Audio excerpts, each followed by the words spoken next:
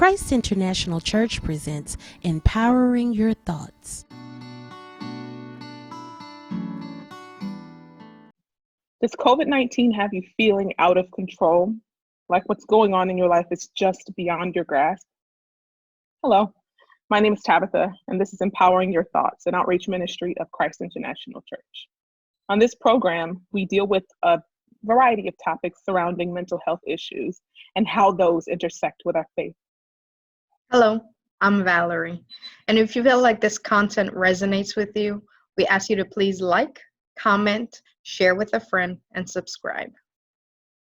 And my name is Nicole. Thank you so much, Tabitha and Valerie, and we'll get back to you in a little bit. But don't forget to stick around and wait to the very end where we will give you tips on how to manage and navigate and maintain your control in these uncontrollable times. Are shelter-in-place orders causing you to feel stuck and or powerless? Feel free to leave your concern and your feeling in a comment section.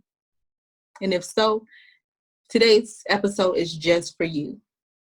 You will see truly where our control lies in this seemingly out of control world. Today's show is interactive, so if you have paper and pen handy, go ahead and grab it so we can see what's truly in your hand. In the opening books of the book of Exodus, we see the bondage of the children of Israel, and God is beginning to formulate and share his plan to deliver them. God chooses Moses. He is asking Moses, a murderer with a speech impediment, to deliver the children of Israel from bondage. Suffice it to say, Moses was probably feeling overwhelmed, anxious, scared, and inadequate. Moses repeatedly challenged God's selection of him and also the strength of his plan. So let's go into the scriptures to see a little bit more of this exchange. In Exodus 4, verses 1 through 2, New Living Translation, it reads as follows. But Moses protested again. What if they won't believe me or listen to me? What if they say the Lord has never appeared to you? Then the Lord asked him, what is in your hand? A shepherd's staff, Moses replied. Similarly, we find ourselves in an unfamiliar and scary world. We too may feel overwhelmed and anxious about our loved ones, our health, our finances. It's powerless. And I would challenge you with the same question that God asked Moses. What is in your hand? Hand in this passage typifies power, strength, and direction. Hand also denotes control. Although the season of our life is overflowing with uncertainty and the fear of the unknown looms so big in our lives, we are not completely without power. We will now examine 3 tools that we have within our control to assist us in navigating this and other crises that may occur in our lives.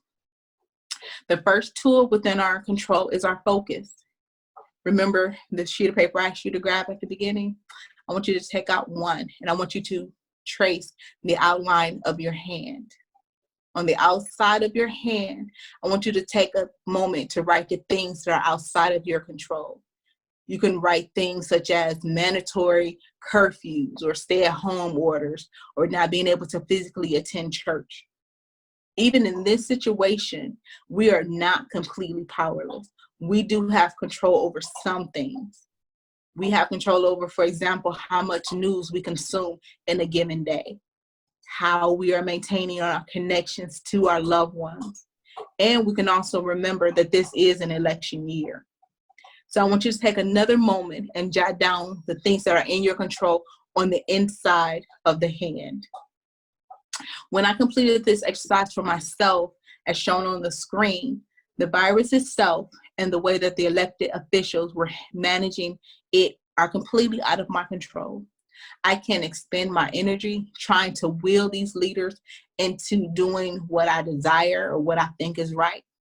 Or I can refocus my energy on things that are on the inside or in control, and on what is on the inside of my hand or what I have control over. the way that I manage stress, how I'm maintaining my connections with my loved ones, how I'm exercising daily. These are the best uses of my energy, and they are helping me reclaim my power. As I have shared on this program before, what we focus on grows. If the bulk of our time is spent on the things that are outside of our control and it's causing us to feel anxiety or panic or fear or causing us to feel overwhelmed, it is time to shift our focus. It is time to focus on what is on the inside of our hands, what is in our power, what is in our grasp, rather than the things on the outside. The second tool in our hand is perspective. How we choose to see a situation is completely up to us. It's completely in our grasp, it's in our authority, it's under and in our power. There's an exercise that I do with the clients that I work with. I place a coffee mug in the center of a table and I give them a sheet of paper. And if you want to do this exercise, you want to replicate it at the conclusion of this video, you're more than welcome. But I place a coffee mug in the center of the table and I give this client a piece of paper and a writing utensil. And I sit them in front of the mug and I have them write what they see. And then I move them to another angle and then another and then another. And at the end, I asked them, how did you get 4 pictures and the cup never moved? And I asked, and they invariably say, it is because they moved, they shifted. In certain situations in life, they're like that coffee mug. They're unmovable. They're unchanging. They are not going to adjust to us. We truly have to adjust to it. However, as we're moved, i.e. shift our perspective, we're able to see a different aspect of the situation that was unknown to us previously. And if our current way of looking at this challenging situation is causing us distress, then we can get up and move. We can see it from a different angle. The third tool that I'm going to focus on is seeing opportunity in crisis. We are in the midst of a worldwide pandemic. This definitely meets the criteria for a crisis. President John F. Kennedy once said that the word for crisis in Chinese is comprised of 2 characters, one that means danger and the other that means opportunity. He was correct about the danger part. However, he has been criticized as mistranslating the second and was considered, a bit of an optimist because of it. The literal translation of the second character is the point when something begins or changes. We're in this situation where there is danger, but there's also an opportunity. There's also space for something new to begin or for things to change in our favor. Many of us are concerned about the economic impact of the COVID-19 virus. Many of us have been furloughed, we've been laid off, we're working less hours, self-included. I have a few questions for you. Have you ever used a WhatsApp? Or purchased something off of Groupon? Or posted a picture on Instagram? Or taken an Uber? All of these companies were started during the last recession and in 2008. When Moses replied to God, Exodus 4, verses 3 through 5, a rod, and then he obeyed God by throwing it on the ground where God instructed him to do so. God did a miracle. He actually did too. He turned the rod into a serpent and then turned it back into a rod. Are there any witty inventions, see Proverbs 8 and 12, that God has placed within your hand? Now we're going to get some input and some feedback from the Empowering Your Thoughts team. But don't forget to stick around for the PowerPoints at the end. So thank you, Nicole, for sharing that. I think that was truly awesome and really telling of what we are all experiencing right now. While you were speaking, some things came to mind that I just briefly want to share.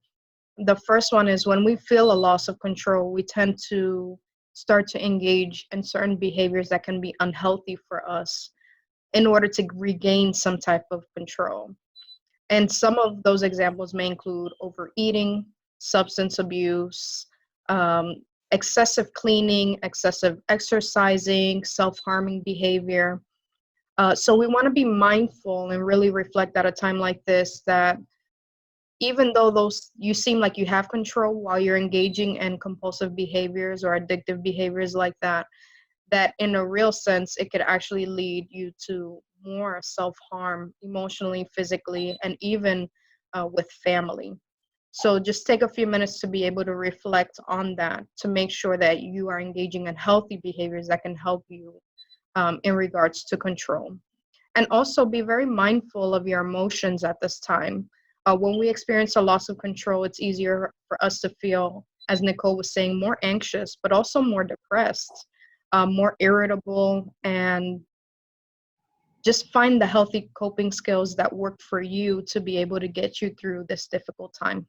What are your thoughts, Tabitha?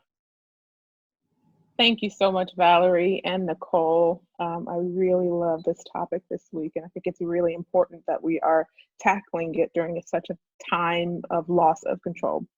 Did I say something a little bit controversial? Control is an illusion.